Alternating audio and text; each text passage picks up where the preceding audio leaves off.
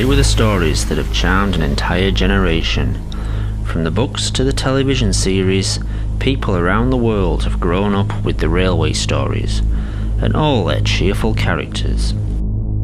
But the truth behind Thomas and his friends was no children's fantasy. The truth would be horrifying.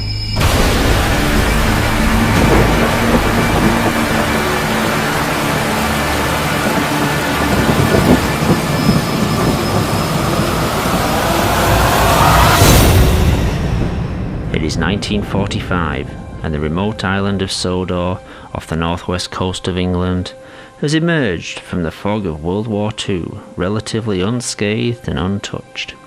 The island served as a detention camp for Germans living in England. That's how Professor came to be here. Professor Wilhelm Goetze was born in 1903 in Munich, Germany. A doctor in biology, he became a prominent advisor to the ruling party in the 30s. Wenn die älteren Jahrgänge noch wanken werden könnten, die Jugend ist uns verschrieben und verfallen mit Leibesgeschehen. In 1939, as war escalated, he, his wife Olga, and 4-year-old son Hans fled the country.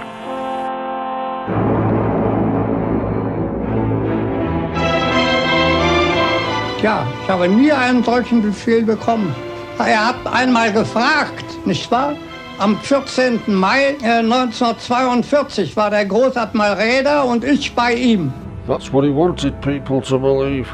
The fact is, his experiments were hard to stomach even for his own people. In truth, he had become a prominent figure in the government, but as his work progressed, questions and objections had been raised in the higher echelons of the Reich. His work with genetics and DNA was truly pioneering. The cracking and manipulating of the human genome. What Professor Goetze was most successful in, however, was keeping his history a secret until his death. In an attempt to gain favour among the German hierarchy, Wilhelm Goetze was at the forefront of the government's most fanatical policies. In 1938, he was influential in instigating the infamous Sajmelnacht, the Night of Sawdust. But, as his experiments advanced, he became a much less popular figure and soon feared for his and his family's lives. As soon as he escaped to England, he was banged up here. But locals were nice to him, there was no hostility, and many of them chose to live here after the war. Following their release, Professor Goetze, Olga and young Hans chose to remain. After studying under his father, Hans left at the age of 18 and went to university on the mainland, studying biology and engineering, writing several pioneering papers about genetics and the splicing of DNA with mechanical implants.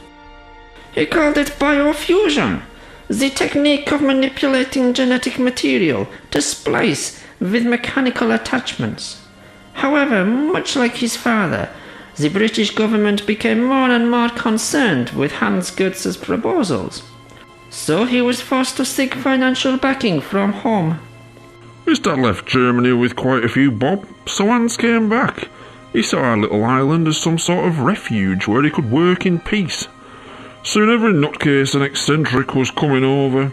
By 1962, Hans had set up Sodor Research, a small lab near the town of Alsborough, but soon the enterprise began supplying medical equipment and machinery, and quickly grew to become a large complex, comprising its own links to the growing Sodor rail system. Young Abby Collins from the town was working there when Professor Hans took a liking to her. Soon they were married, and not long after, the town was buzzing with news of her pregnancy. Baby Thomas was born in 1968. Throughout the early years of his life, he would watch the growing railway network with fascination. He couldn't get enough of trains. His dad bought him one of the first video cameras, and he'd be on the platforms every day. You can see me in some of those tapes. Hiya, Mr. Hartley. Morning, Thomas. But he was friends with everyone, even that simple bloke who could only say where he lived. Sodor. But his favourite trains were the old steam engines. Steam engines were a dying art on the British mainland, but Hans also had a fondness for them, much like his son, and likes to keep them running for our purposes, taking orders from the labs to the growing docks. or to the mainland to be transferred to modern postal express trains. But as the Sodor rail system expanded, it found itself increasingly under the supervision of the new British rail network and appointed a new controller. Oi! Get off my f***ing platform! Sir Topham Hatt. Born into money, he took his ridiculous name to heart and started wearing a top hat all the time. Of course, the islanders had a different name for him. Fat bastard. You've never met such a cold-hearted as him. He banned all steam engine volunteers and cut most at rail employees, shut down the branch line and the smaller stations. He was happy to let the railway rust away, just like they did to main line. But the fortunes of the railway were about to take a profitable turn, a stroke of luck for the island that would result from tragedy. Come on, we're gonna be late. What's the time? Thomas, get moving. Young Thomas loved following railway. He'd be out all the time, hoping to catch a new train on his camera. 11:45's coming through soon. He won't wait for us. Unfortunately, he didn't take as much notice of the safety signs. I'm not being late again. Have we missed it yet? Wait for the 11:45. Never mind the 11:45. It must be late again. Thomas, come on. It's always held up.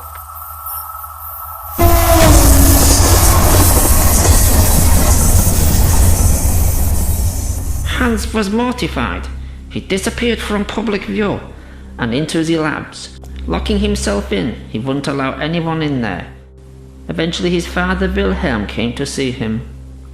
In a few days, a major laboratory had been locked down, followed by an engine maintenance shed, which was to become off-limits to all.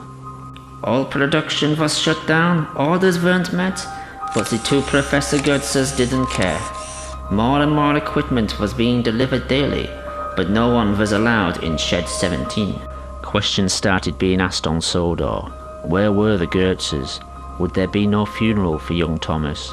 And where was the body? They'd arranged for Thomas to be transferred to a mainland hospital. He'd been taken to the complex but was never moved by rail. We all assumed the obvious, he was still in lab. But if Thomas was there, was he still alive? And what was the purpose of keeping him at the complex? Almost a year after the accident, the doors of Sodor Research were reopened. In an open invitation to the people of the island, Thomas rolled out of Shed 17. It took me a moment to realise what it was I was looking at. When he looked at me and said, Hiya, Mr. Hartley. it dawned on me what Hans Goetzer and his dad had done. One woman passed out as Thomas smiled at us. I had to run off round the side of the shed. Hey, are you alright, Keith?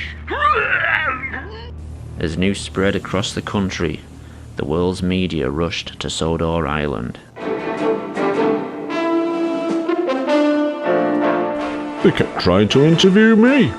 I became a bit of a celebrity. Controversy on Sodor Island. Questions asked about science ethics. It's fair to say I was pretty nervous at times, Joined now by Keith Hartley. but I think I put on a brave face. What did you think when you first came to meet Thomas the Tank Engine?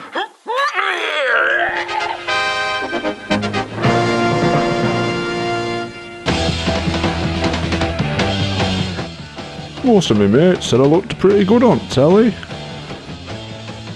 The mayor said I'd represented the people of Sodor very well. It's important to show you're confident when people are asking you awkward questions. Good evening. An act of mercy or a crime against humanity? I am joined now by Even when some of the questions got difficult, I made sure I knew what I was talking about. What was your reaction when you first met a talking tank engine? If you can't make an informed opinion, or if you can't string together two words on telly, well, maybe you shouldn't be on there. There are two sides to this. Admittedly, the subject matter was a bit bizarre sometimes. There are some dark forces at work here. You're alright as long as you can win over the audience. See this, they're laughing at you. They're not laughing with you.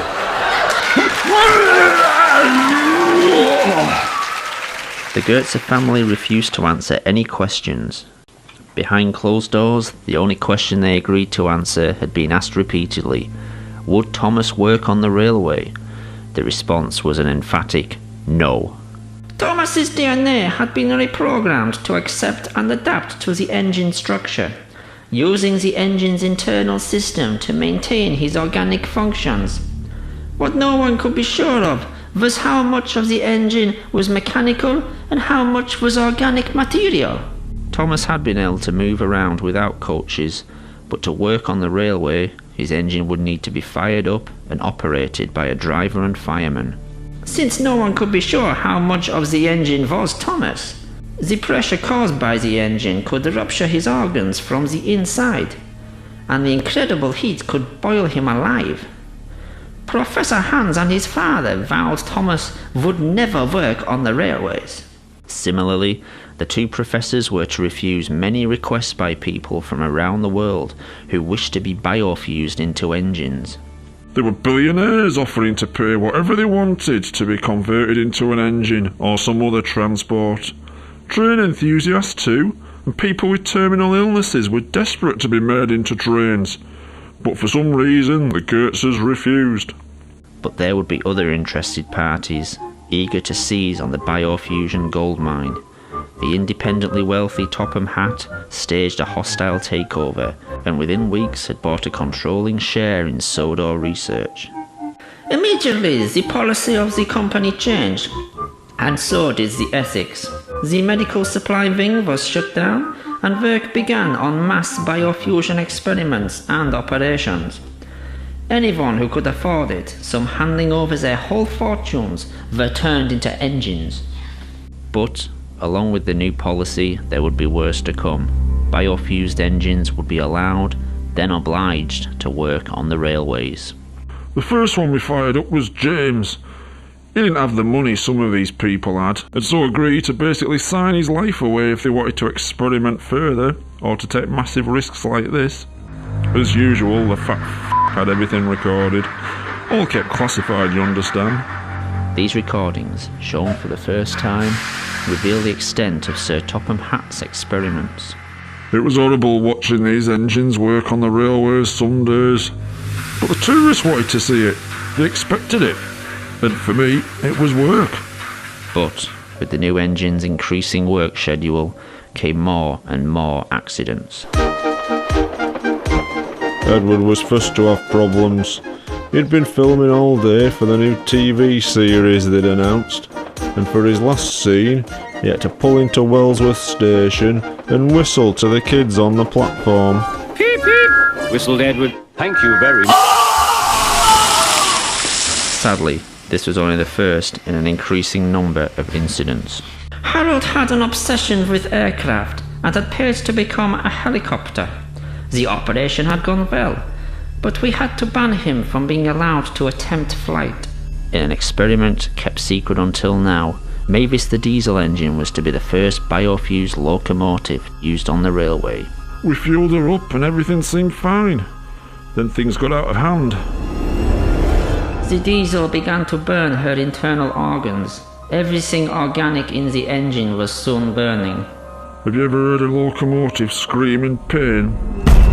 We tried rinsing out the fuel tank with water, but by then it was too late.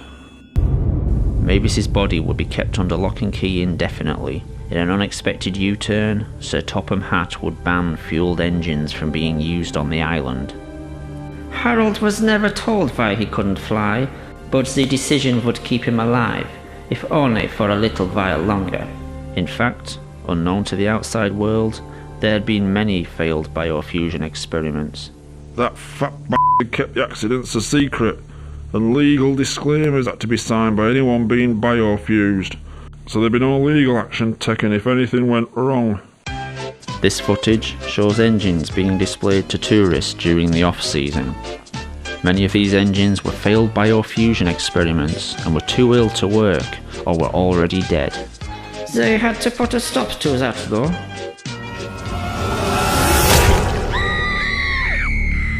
with all accidents happening, everyone started asking the same thing. Why had Thomas, the first engine, worked so well? Despite all the troubles the other engines had, Thomas had worked fine, seemingly oblivious to the other engines' problems and accidents.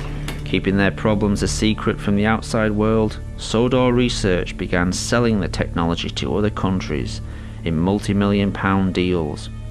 These countries would have less qualms about the use of fuel engines, and even the modern electric trains. Even failed biofused engines were being displayed publicly in what would become a kind of freak show. To his horror, Professor Hans Goetze saw what this was leading to: slavery of engines, and immediately resigned. His father, Wilhelm, would go one step further.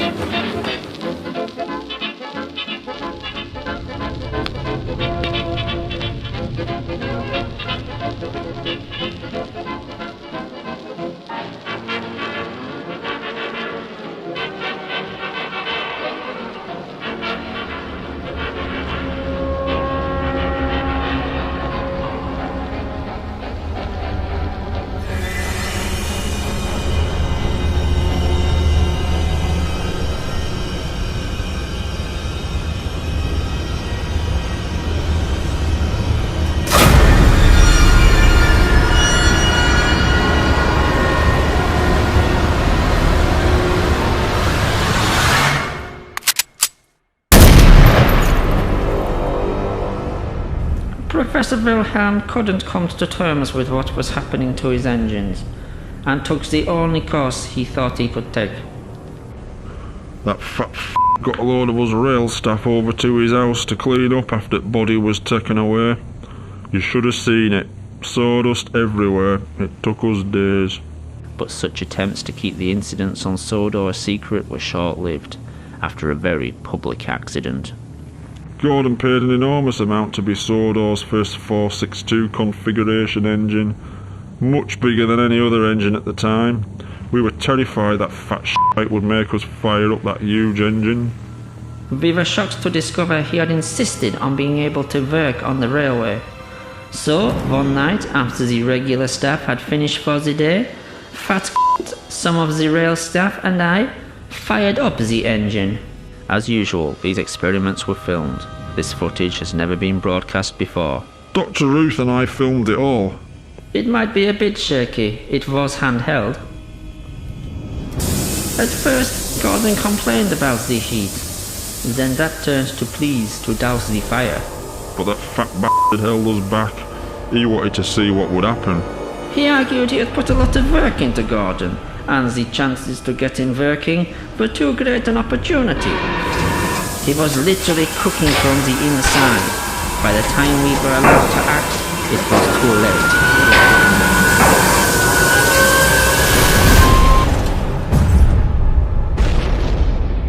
I wasn't as near to him as some of them. All I could do was run. I was lucky to get away with some singed clothes. Others weren't so lucky.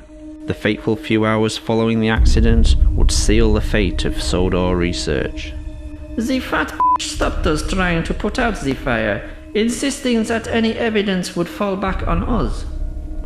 He kept repeating, "This was all your fault. You knew the dangers. You're legally to blame." He stopped us calling for ambulances or the fire brigade.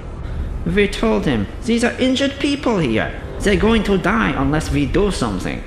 But he kept saying, "No one from the outside can come in. No one can see this." Finally, someone suggested we airlift them to hospital. Harold was banned from flying for his own safety, but we thought the risk was worth it. Fueling Harold was a nervous experience. Would he have the same reaction Mavis had? We all breathed a sigh of relief and loaded the injured people aboard. Then it all went wrong.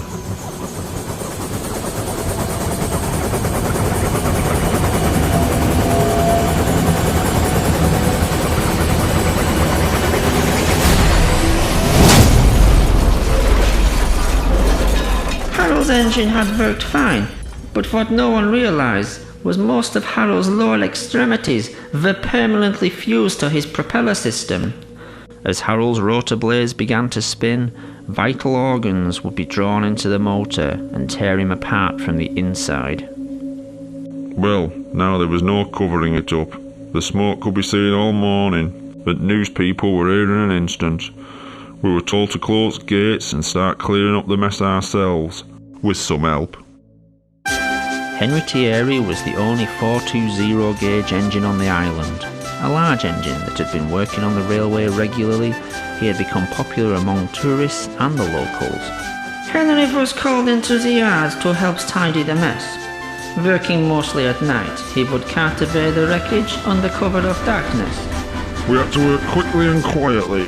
Henry would cart wreckage from the yard away to the sea. Then one night the points were set wrong and we were diverted to another shed. Henry had inadvertently been sent to shed number 17, where Thomas had been biofused into a tank engine and had subsequently been declared out of bounds. It was dark and these sheds all looked the same. I unlocked the doors and Henry rolled in. I didn't see what Henry saw, because as soon as he put his head through doors, he bolted and reversed out. Keith locked the shed up without seeing what was inside. But Henry had seen it all. We wouldn't even dare talk about that shed, more than our job's worth. But Henry had decided to speak up and confront Sir Topham Hatt. That night, he arrived at the railway controller's office. I don't know what was said in there, but there were raised voices at times. They had a shouting match for 10 minutes. Then Henry left, back to the shed. By pure chance, he was sent back to the same shed as Thomas that night, and with one sentence, he sealed both their fates. Henry only said one thing to him: stay away from shed 17. The next day, the fat had a new job for him. The flying kipper route ran through the night, delivering fish from the docks to the mainland, across the highest altitude line in the country. That old line was treacherous at best, but when Henry was put on there, in the middle of winter, it was a death trap. In 1970, fish had started being delivered by road to the mainland. It was safer and more cost-effective, and the line was declared redundant. Dangerous and unnecessary, it came as a shock to the islanders when it was reopened. That fat shite always hated Henry. He didn't like his cheerful manner, and he clearly had other lifestyle choices when he was a human. Fat wanted Henry away from the other engines, and Kipper Run was a death sentence. On the night of February the 8th, 1983, Henry had only been on the Kipper Run for a week. The following incident would be made into a book and later recreated in the television series. This is the train the railwaymen call the Flying Kipper. Can you believe they put it in a kid's story? Of course, that fat f***er changed quite a few of the facts. They couldn't know the points from the main line to a siding were frozen, and the home signal should have been set at danger, but snow had forced it down. As the train approached the most treacherous part of the line, unnoticed to Henry, his driver and firemen, the points had diverted them to the adjoining siding and right into the path of another train.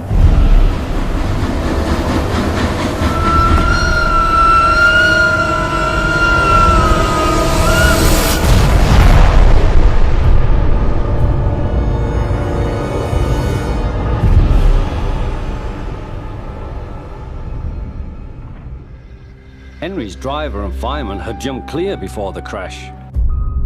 In fact, Al and Barry died from their injuries. Slowly, in snow, the poor bastards. By midday, the recovery operation was underway, and Sir Topham Hatt had arrived. Cheer up, Henry, it wasn't your fault. Ice and snow caused the accident. These images from a train spotter's camera were taken the evening before and were successfully covered up by the Sodor Railway Board for 10 years. There was a railway spike in points, blocking them. Of course, that had disappeared by the time we got there. I'm sending you to Crewe, a fine place for sick engines. Crew. We all knew what that meant. They'll give you a new shape and a larger firebox.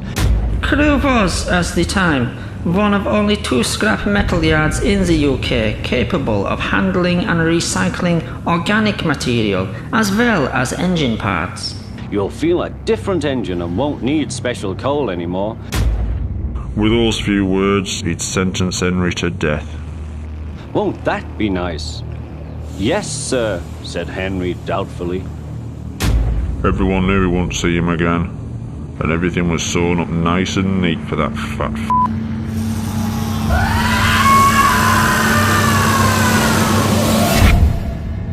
As news got out about Henry's accident, it didn't take long for Thomas to realise Henry had been disposed of because of what he knew. The next evening, Thomas had been put on his own for the night at Knapford Station.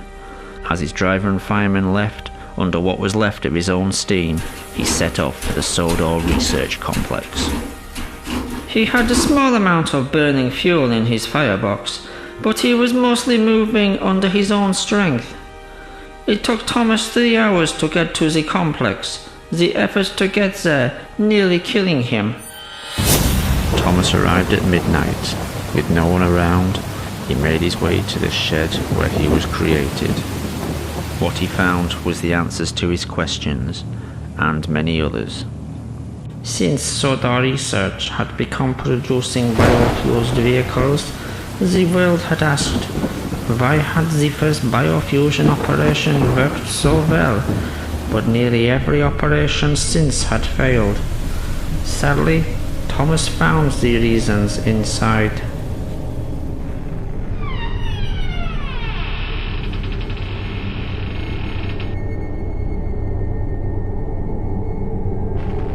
Thomas had never been the first operation. He hadn't even been second. What shed number 17 contained was evidence of several attempts to create a tank engine with Thomas's DNA. These had been early tests made by people with no experience of an experiment on this scale. Ill-planned and unprepared, these procedures had used DNA from the human Thomas and had been as much the real Thomas as the tank engine the world had come to know and love. To us, Thomas the Tank Engine had been the Thomas we all knew as a boy. Part of the family the whole island's population had known and respected since Wilhelm first arrived. In actuality, this tank engine was no more the real Thomas than all the failed creations made over the 12 months before. This Thomas had all the human Thomas's memories and experiences. He had learned what Thomas had learned, known who Thomas had known, but so had all the previous failures.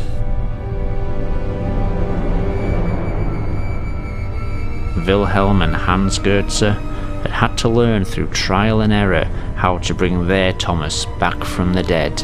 The following experiments had not had the same work put into them, resulting in the freak engines and aircraft that had developed so many problems on Sodor Island and around the world. In Shed 17, Thomas wouldn't discover who he was, but in fact, who he wasn't.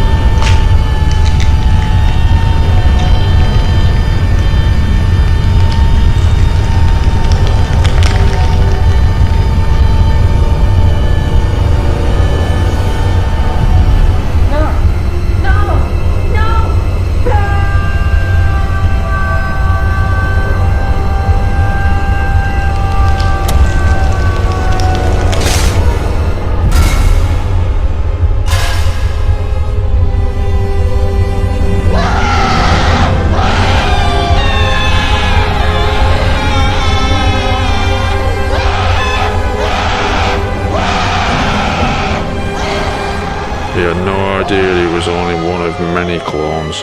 None of us did. But I guess as time passed, we stopped asking all the questions we had at first. We were just glad our friend was back with us.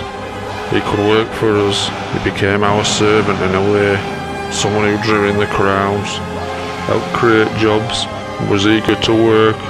Thomas always thought of us as his friends. Sadly, over time we came to think of him as just really useful.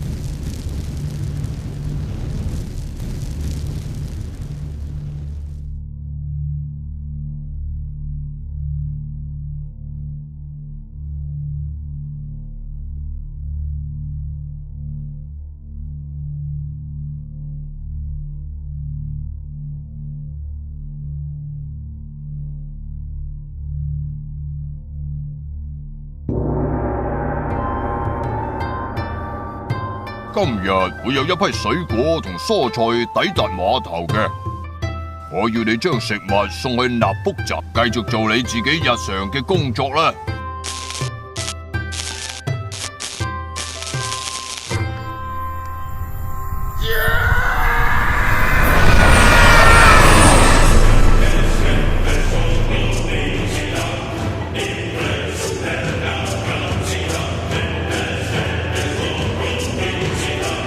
Next week, Cockleshell Bay.